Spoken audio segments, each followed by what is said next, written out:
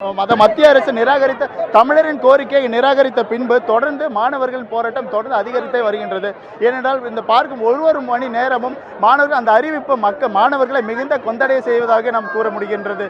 இந்த போராட்டத்தில் மாணவர்கள் மிகுந்த இந்த முடிவு ஏற்கனவே அவர்கள் பல்வேறு வகைகளை எதிர்பார்த்திருந்த நிலையில் இந்த முடிவு அவர்களை மிகுந்த அதிர்ச்சிக்கு உள்ளாகியுள்ளது. அதே போன்று மாணவர்களுடன் பொதுமக்களும் இந்த போராட்டத்தில் தொடர்ந்து தங்களது எதிர்ப்பை தெரிவித்து வருகின்றனர். அதே போன்று பொதுமக்கள் நம்மிடையே இருக்கிறனர். அம்மா வணக்கம். இந்த போராட்டம் மத்திய அரசு கைவிரிச்சிருச்சு. தமிழரோட உணர்வை மதிக்காம அது உச்சநீதிமன்றம் வழக்கு இருக்கும்போது எதுவுமே பண்ண முடியாதுன்னு சொல்லிடுச்சு. பொதுமக்களாக உங்களோட கருத்து என்னவா இருக்குமா அந்த போராட்டத்தில்? எல்லாருக்கும் வணக்கம். இது ஒரு போராட்டம் மாதிரியே நடக்கல. தமிழ்நாடு முழுக்க பாத்தீங்கன்னா இதுவே திருவிழா மாதிரி தான் நடக்குது.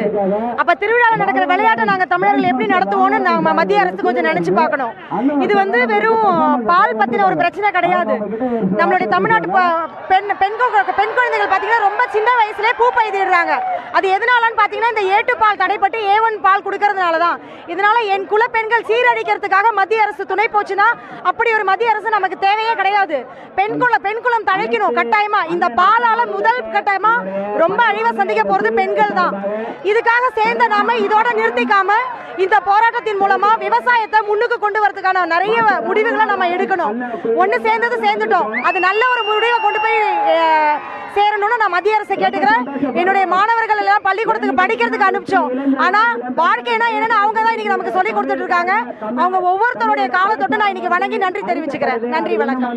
அதே போல மாணவர்கள் போராட்டத்துமே இந்த போராட்டம் ஜல்லிக்கட்டுக்கு மட்டுமா இல்லாம தமிழரின் பாரம்பரியத்தை மீட்டெடுக்கிற ஒரு போராட்டமா இருக்கு. ஏன்னா புதுச்சேரியில பல்வேறு காலையில இருந்து சிலம்பாட்டம் ஆகட்டும், காளைகளை கொண்டு அவர்கள் மூலமாக இருக்கட்டும், தற்போது பறவைசை ஆகட்டும், இந்த மாதிரி போராட்டங்கள் தொடர்ந்து வந்துட்டு இருக்கு. அதை பத்தி சொல்லுங்க. இது காசு குத்து கூட்டின கூட்டம் இல்ல, தானா சேர்ந்த கூட்டம். முடியல, கண்ட்ரோல் பண்ண முடியல, மக்களை யாரையும் கண்ட்ரோல் பண்ண முடியல. இதுக்கப்புறம் மாணவர்கள் பின்னாடி மட்டும்தான் எல்லாரும் போக வேண்டிய சூழ்நிலையா வந்துச்சு. ஓகேங்களா? இதை பார்த்து அரசியல்வாதிகளோ அரசியல் அமைப்பும் மாறும்.